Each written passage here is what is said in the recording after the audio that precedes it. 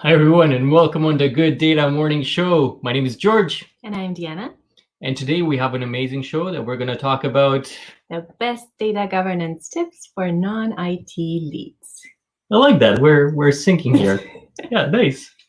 All right, so this topic is really dear to my heart, and I'm really looking forward to hearing our guests speak about us. And please do ask your questions and take advantage of this session because Mario is really I would say a treasure chest of knowledge in this area. Well, and not only, but especially in data governance, as well as AI governance too. If you haven't watched our show with him from last time, I think it was about a month ago in maybe November, definitely do go on our YouTube channel and do watch it. But without further ado, let's bring Mario on. Hello, Mario. Hi, George. Hi, Diana. How are you? Good. We're good. We're very happy to have you again on the show, Mario. I'm pleased to be here with you and with the audience. Thank you for receiving me. It's our pleasure. I would like to introduce you. Yes, so Mario please. Cantin is the founder and chief data strategist of Prodago. His focus of the last 10 years has been data and analytics governance, and more recently on how to use governance to mitigate the risks created by the pervasive application of advanced analytics and artificial intelligence. Working with international organizations like Gartner and industry thought leaders, Mario developed the lead data governance approach and the subsequent lean data and analytics governance operating model. Last time we had him on the show, Mario guided us through the AI governance. Today, as George mentioned, and I mentioned actually, George is going to share, Mario is going to share the best data governance tips for non-IT leads. We're very happy to have you here again, Mario. Welcome. So Mario, this week I've attended, I think, 3 different sessions where they talked about the upcoming trends of 2021. And they were targeting different areas, but there were a lot around data, as that's my interest, technology, but even just business areas in general. And all 3, they mentioned data governance, that it's something that it's really just exploding even more than before. And it's something that next year it's expected to grow considerably. So, why don't we start with the basics, right? Why don't we start with... what is data governance and why is it important? It is important, and George, I feel this also feel an increased interest toward data governance. So even in this COVID mode, okay, my focus and professional focus is around governance, and it's been crazy. The interest and increased interest on data governance by organization, the focus on privacy, on security, on ethics. Okay, we feel really an interest from organization into truly embedding data governance in their DNA and their culture, and they understand a lot more why they need this and why this is important. So this is very good, especially since it's my business and professional topic. So I'm glad about this also. But yes. So what is data governance? It's a good question. I remember like what is 10 years ago, no, more 8 years ago, okay, in different forums and convention, I was part to in different areas of the world, and in some of these convention, each participant was asked to write on the paper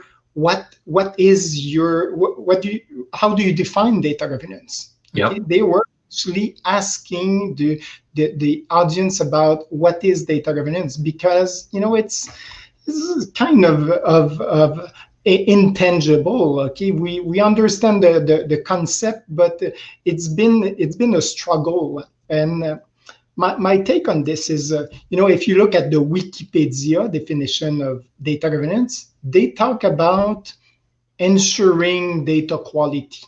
They talk about implementing control. So it's very focused on the data and the quality of the data itself. Okay, I would say that's an old definition, okay, in the sense of, or I would say restricted definition.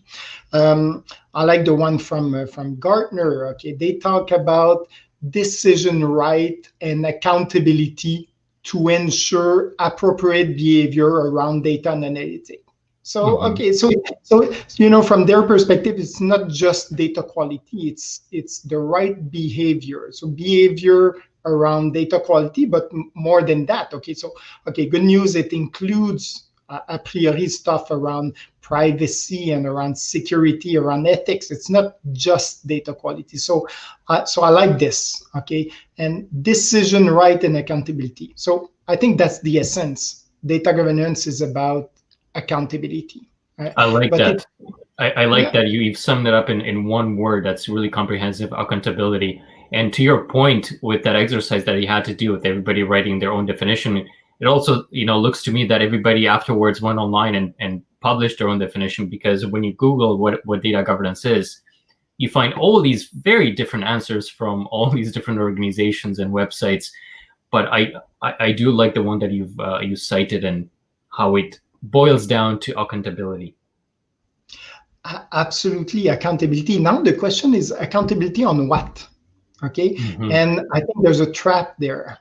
I think it should not be accountability on the data. I think it should be accountability on the behavior regarding usage and management of the data, because it's a trap. If it's accountability on the data, then it comes down to data quality. But it should be accountability on the management and all facets regarding the management of data.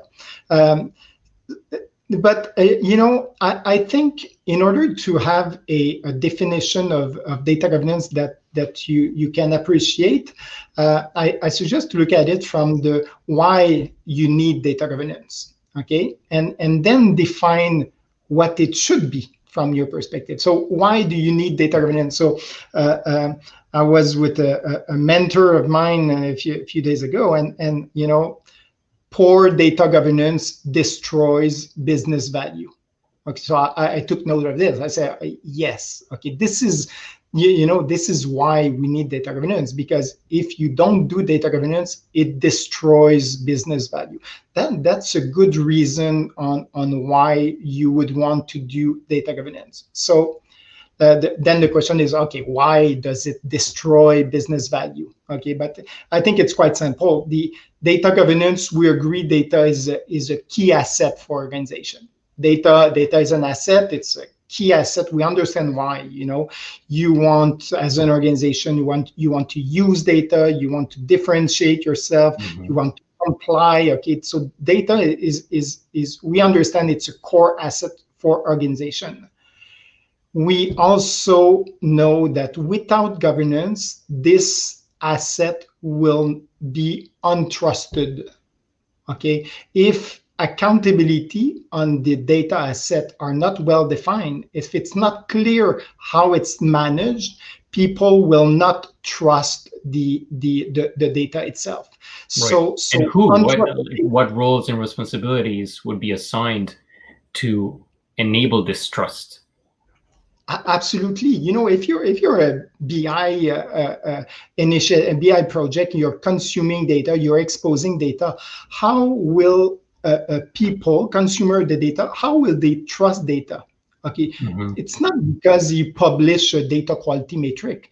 They will trust data if the processes, the role and responsibility around the management of data are well defined, published, approved throughout the organization. If you consume data, you know where it comes from, you know who has touched it, you know who has validated, it's being compliant to different laws and regulation, then you will trust the data. It's not a question of data quality metric. It's a question of trusting is based on rules around the data and accountability that needs to be defined. Yeah. And I think also on the experience, on the personal experience that you had with the data, meaning that if you use the data, it brought you good results, then you will continue to use it. And on the contrary, if your experience was a bad one with the existing data, then you will stop using it. Absolutely. And so the bad experience might come in that sense. So without governance, the asset will be untrusted. Without governance, the asset will lack quality. If it's not adequately managed, it will lack quality. And then you as a user will get poor experience regarding the usage of the data. You might trust the data, it comes out to be of bad quality.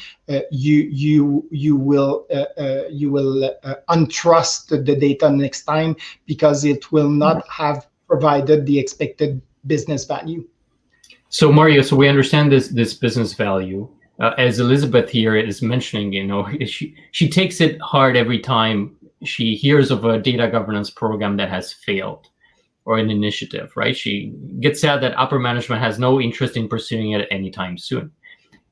So why would certain data governance program fails, and why wouldn't management want to just really invest into it? And I assume that one of the reasons is the fact that they don't understand it very well. So definitely listening to this talk and hearing your explanation and your business case there will hopefully help. Well, this is a very good question, Elizabeth, and thank you, because it relates to why I'm in this business. Okay, I was involved in many organizations where they've put in place the data governance program, which just failed. Why did it fail?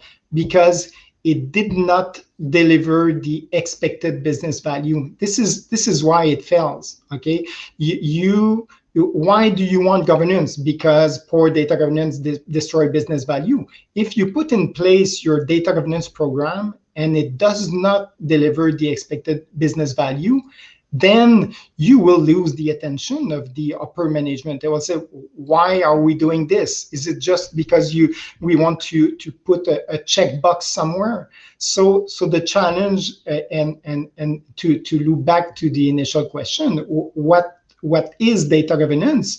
Maybe data governance should be, the accountabilities and the processes on which the accountability apply to ensure that data-related business value is delivered. So, whatever it takes, okay, on accountability to ensure business value. So we need to define the expected outcome and drive this on the expected business outcome which doesn't happen. So I think, and again, to relate to the question of Elizabeth of failed data governance program. So understanding this, okay, data governance is about accountability. Okay, we want to deliver business value. So why does it fail? Because I think the traditional approach to data governance basically is not driven by expected business value. You look at the wiki, ensuring data quality, implement control. That's too restrictive. Okay, this will not make your BI or AI initiative a success. Okay, why? Because the traditional approach to data governance is, let's put in place a structure, okay, to make sure roles and responsibility are assigned and addressed. So traditional approach would mean, okay, we need to define a stewardship network. We need to put in place a business glossary. We need to put in place data lineage. We need to put in place data issue management processes. Okay, you do this and you say, okay, the focus is really on quality, on literacy, and you focus on this. The problem is this is just a fragment of what's required. And in the end, if you have an initiative that requires good and trusted data, this is not enough. This is not enough. So traditional approach is to put in place a structure and then hope for the best. But that's a very reactive approach. Okay, so we need to step in the proactive mode around data governance, and this is very required. So we need to link data governance to business value, and this is the way to drive data governance in order to get the upper management attention on the data governance. I like that. And you know what? So I have this course on data governance maturity models, and that's really kind of that natural path that you do start in that reactive state. But when you do take a look at all this pathway that organizations need to take in order to mature their data governance program, it takes years. And I think to your point, I don't think we have time to wait years for it to become a bit more proactive. So like you said, let's start with that mindset first and be proactive from the start by tying that data governance to your business goals. So I like that. Thank you. And on this approach, and I won't go too much in that perspective because it's a lot of concepts, but I spent a few years way back thinking about the deficiencies in the current approach, and just to talk concepts a little bit, what I think is missing is a bimodal approach to data governance. Okay, so, what do you mean by that? I think the current approach is to put in place an enterprise approach on data governance. I think we need to add an agile side to data governance. We need a way to connect this enterprise structural approach to the business driver. And these business driver, not only they should drive the priorities, they change over time. So we need to make this agile. So what's the operational model so you can drive your enterprise and structural approach, which is needed. I mean, you need this stewardship organization, you need the business glossary, but if you just have this, you will not deliver value. So we need a way to add to this a more agile side. And this is not the topic of the discussion today, but our approach, my approach to this is to use a business transformation driver as a way to drive data governance priorities. Let's say you're an organization, let's take an example. I work with a big telecom company. Okay, they have in their core objective, they want to increase the number of product per client. Okay, for their current phone consumer. So in order to achieve this objective, they need to define this notion of households. Okay, so this implies master data management processes. It implies, linking clients together, not only uniquely defining them, but creating the notion of households, which is another layer of challenge. So this was the core objective of this large telecom organization. So in order to achieve this, you need data governance, but you don't need everything. You need data governance on specific data topics for sure, but you need certain aspect of data governance to be well defined. Okay, you need to clearly understand data source processes. You need to define integration, matching, survivorship rules. So in order to do this, you need to clearly understand the role responsibility related to these processes. Mm-hmm. So the point is, you can use specific business driver here to identify specific governance governance activities, which are fundamental to the success of your organization. And then you deliver on this. Okay, mm-hmm. So we need a way to take data governance framework and to find operational bridges to business driver and link these drivers to required data governance processes. So in the end, it's very, very simple. So Mario, yes, go ahead. So Mario, would you? I definitely agree with that.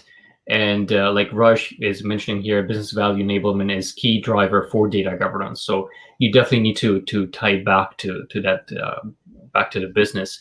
Would you also say that, in essence, data governance is a lot about people? Do you need to tie this back somehow to what's in it for that individual in their particular role? So you do start at the top with the business in mind, and would you want to trickle down all the way to what is the goal for that unit? all the way down to what is the goal to that individual and how it's helping that particular role as well. Absolutely, and you're right, George. In fact, I think this is the key. Okay, so you have enterprise governance. You have a chief marketing officer, a CMO who wants to do a next best offer. Okay, who wants to define the next best offer for his clients. So what's in it for him or for her? Okay, what's in it is achieving business objective. So in that case, okay, this bimodal approach of data governance, or let's call it lean data governance. Okay, this is I think the way. Not only it's a way to make it operational. I think this is fundamentally required. So the approach of lean data governance is, let's take this CMO example who wants to next best offer. So what's in it for the CMO? The CMO wants to achieve business objective, and in order to achieve this, he needs a uniquely defined customer. There's a need to identify the current product detention. I identify opportunities related to sales opportunity for the client. So from this perspective, okay, if we look at this objective of the CMO, the opportunity is to piggyback on these objectives and tie them to governance requirement. Okay, so in the end, it's about the individuals who wants to achieve objective, and the opportunity is to tie back data governance requirement and make them not a constraint to achieve these objectives, to make it and identify what's required to achieve the objective. And this is where I think we step in a zone where it becomes cool. Okay, the perspective of doing governance in order to comply. I understand this. My obsession regarding data governance is how do you do data governance in order to truly drive business value? So you want to be in that zone, and you want the individuals to find success in this. Not only from, okay, we're doing this and we're compliant. It's more than this. And in order to be more than this, we need to break the boundaries of confining data governance to data quality. We need to enlarge it to governing all the facets of data management. So if we come back again to this example of CMO wanting to do next best offer, so the advice I would give them. So you're a CMO, you want to do next offer. So what can you do about it? Okay, the governance in the organization. Okay, you see there's a stewardship organization, data lineage. Yeah, is that going to contribute significantly to my success? Not sure. Okay, so what can you do about it? So my advice would be to the CMO would be, do not assume trusted data. So first thing, okay, do not assume that the data that will feed your processes and the output, do not assume that it will be trusted.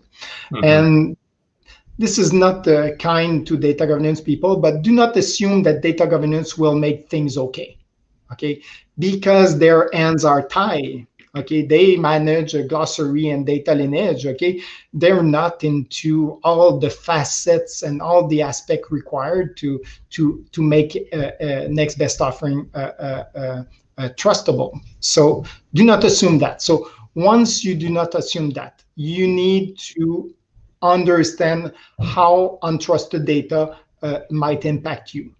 Okay, so you're engaging on defining next best offer. So how untrusted data will impact you. So as a CMO, you'll understand if the data that feeds your processes is bad. Okay, that's not good. And if the output is not trusted, not only from the quality perspective, but from security and privacy. How will it impact you? The idea is you need to own the business case to make things better.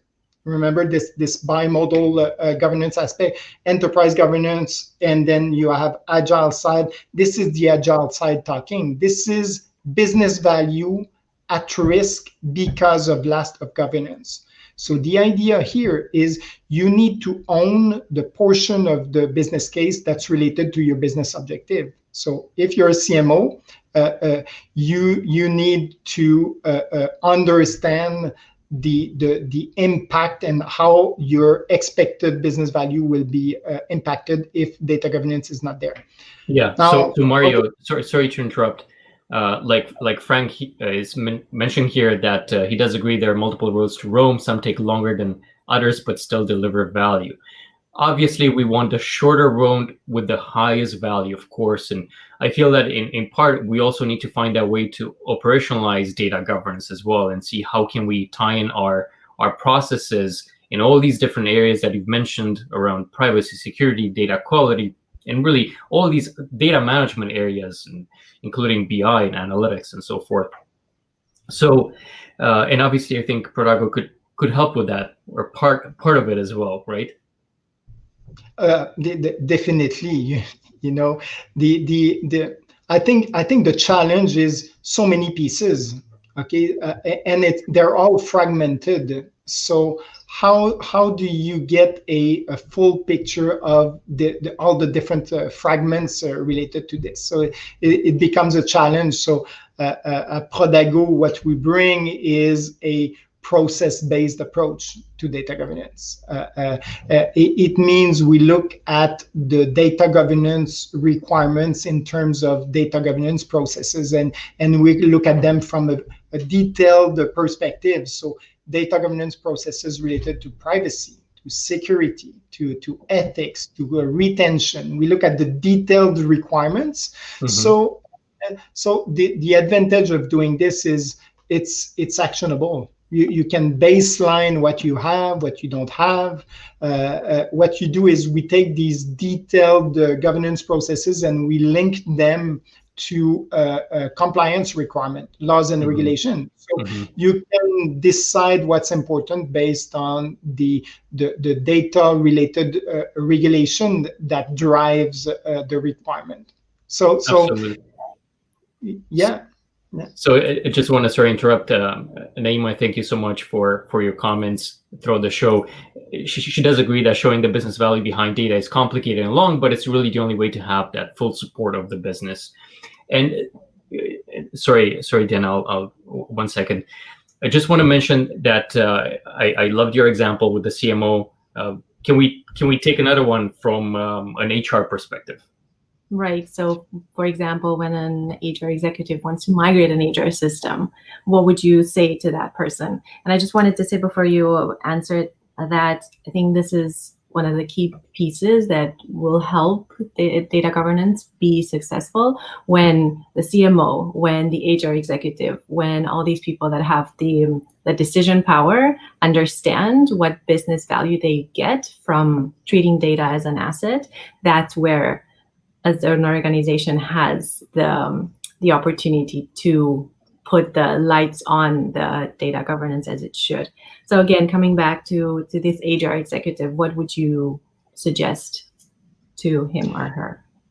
Well, the first thing is, again, do not assume trusted data. Understand how untrusted data will impact you. But in all cases, okay, you own the business case to drive data governance in the organization. So one way to drive these requirements is through the management of data risk. So take, as an HR executive, or, same thing for the CMO, look at your business objective and identify how data-related risk will impact these objectives. So look at the privacy perspective. Look at the privacy-related risk, the security risk, the data quality risk. So that's a clear, actionable perspective on this. So identify the data related risk that put your business objective at risk. Identify from your perspective, as an HR executive who's implementing a new HR system, identify the data related risks from all these perspectives, privacy and other, and identify what's required in order to mitigate these risks. So identify throughout, the implementation step, identify all the action, all the elements on which you can act as an HR executive owning the project, and identify the prerequisite from the governance organization that might exist or just might not exist.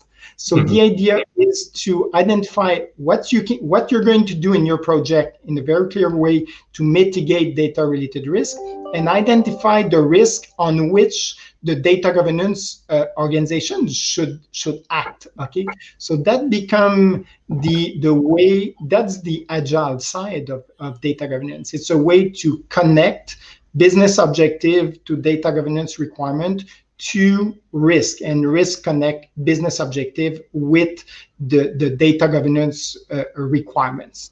So the management of risk becomes a way to piggyback on specific objective and drive data governance requirements, which is the foundation of Prodego, my company. Okay, Prodego initially meant a project data governance. It's using business case of project to drive data governance. But so what we find out is, in order to make this actionable, we had to define a whole registry of governance operating practices to facilitate this translation between business value and objective and governance requirements. So we've defined a very detailed set of governance operating practices to facilitate this translation between business objective and governance requirements. So Mario, we have a lengthier question here from Frank. What would you suggest in the CMO, CEO discussion when there is unbalanced understanding of the topic? So for example, the CMO wants to drive it but needs buy-in from the other C-level executives, and we don't have a reason to act at the moment, and CMO's budget and power is not strong enough to transform it on its own. This is a very, very good question. So I see, in the nice schema around this, you have the notion of compliance, you have the notion of risk, and you have the notion of business value, meaning, this the next best offer initiative, or the HR implementation where business value is required and where you need to embed data governance activity.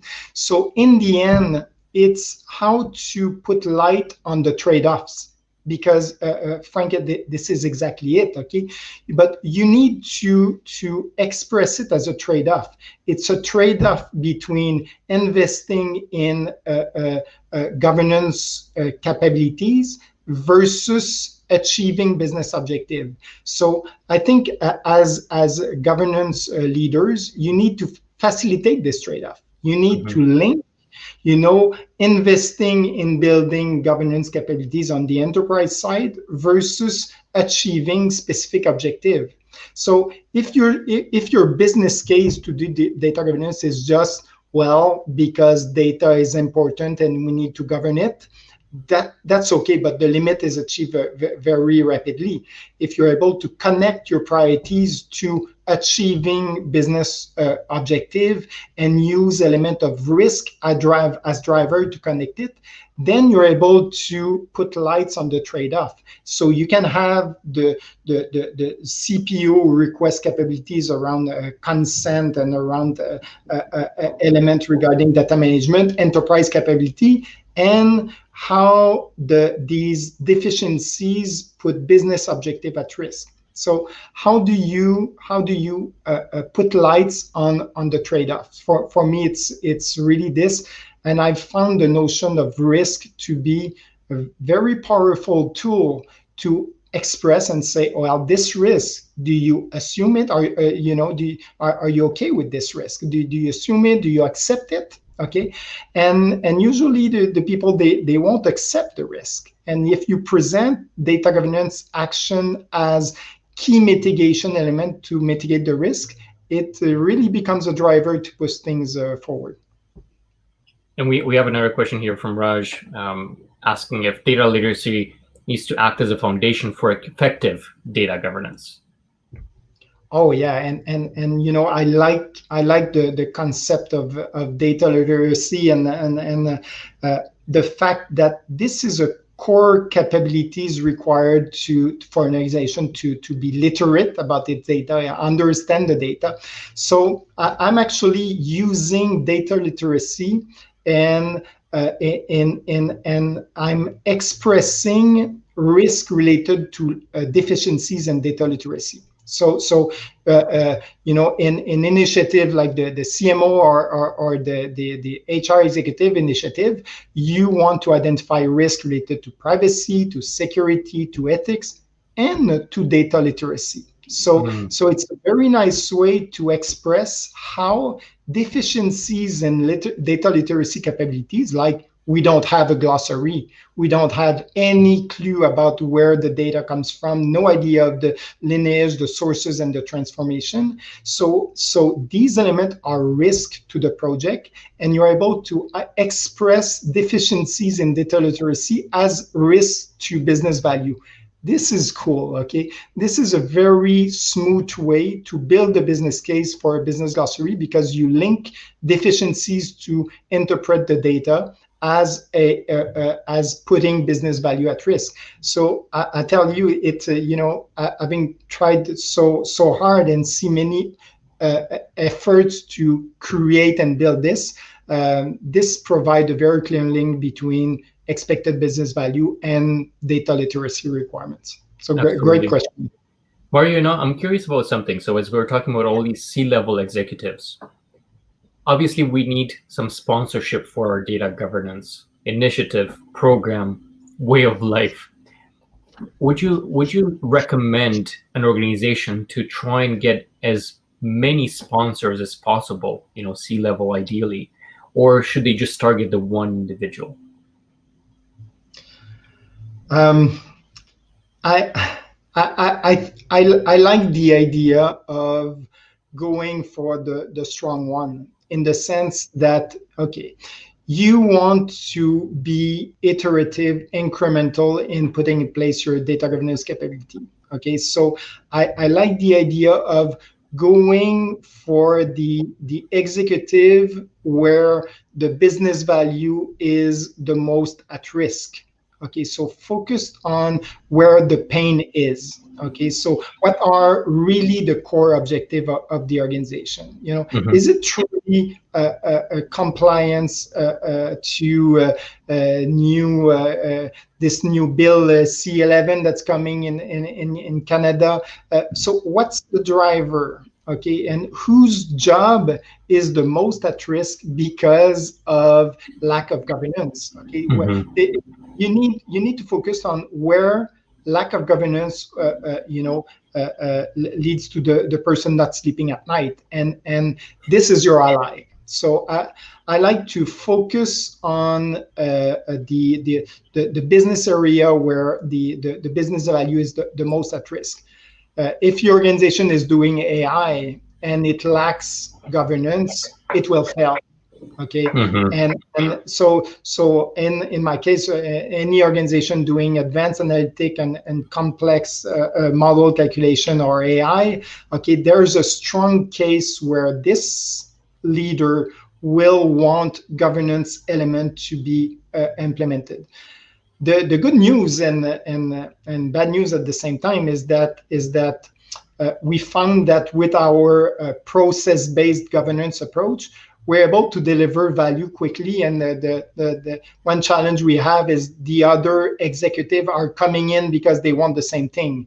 But our approach is first to focus on key pain and key business value at risk, and then move to the next one.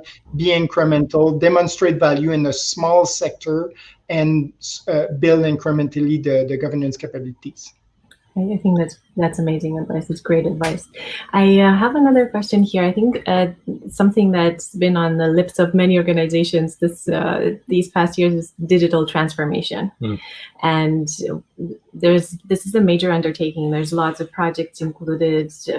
There's probably initiatives over several years. What advice would you give to these organizations on how to approach the data governance challenges? I think from a digital transformation perspective, my advice is to consider the data governance challenge, or the required improvement in data management. So you have digital objective, digital transformation. You know that in order to achieve this objective, you will put in place new processes. What you need to recognize is that in order for your organization to sustain and feed these processes, there are many changes that will need to occur within the organization in terms of privacy management and security and quality in all these perspectives on data governance. So the key advice here is to consider these changes as part of your transformation challenge and challenges. So putting in place data governance processes, and we're process-based governance here, putting in place these processes is a transformation challenge, and address this as a transformation challenge.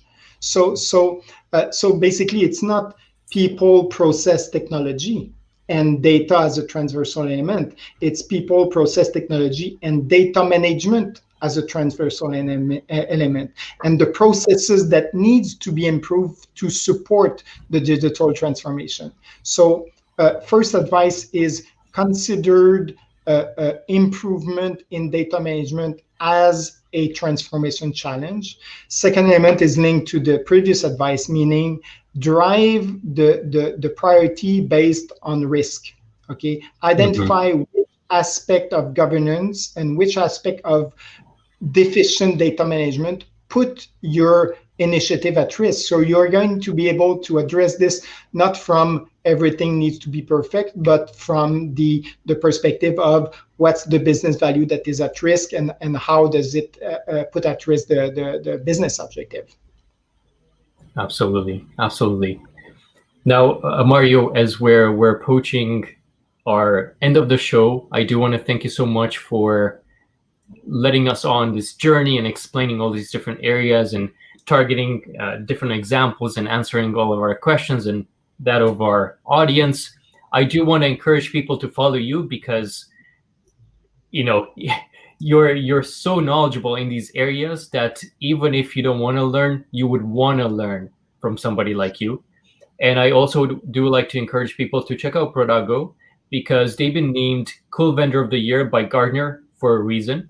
And please go check them out and find out a little bit more about their offering. Mark Eric here is mentioning that you also have an executive guide on data governance that you can download for free, which I think it's a great resource. And I've looked through it myself, and I do again encourage everybody to download it and start learning from it as a first step in embarking on a data governance journey. And I also want to suggest to everyone to connect with Mario and to also connect with Mark Eric Larocque. They're bodies of knowledge in this area. Absolutely. So Diana and George, thank you so much for this discussion. This is, as you can see, I think I like this stuff. It's a pleasure to discuss this with you every time. Thank you very much. Likewise. And Thank you again for coming back on our show. And I want to suggest that you two go into Wikipedia and you change the definition. Update the definition. Apparently, it's badly needed, and you are the right people to do it. It helps to explain what's bad. No. Good. Something good. Otherwise, he couldn't reference it in shows such as ours. That's right. All right. Thank you. Thank you so much, and thank you everyone for listening, for being here, and for your amazing questions. Thank you, everybody. Have a great Friday. Bye. Bye.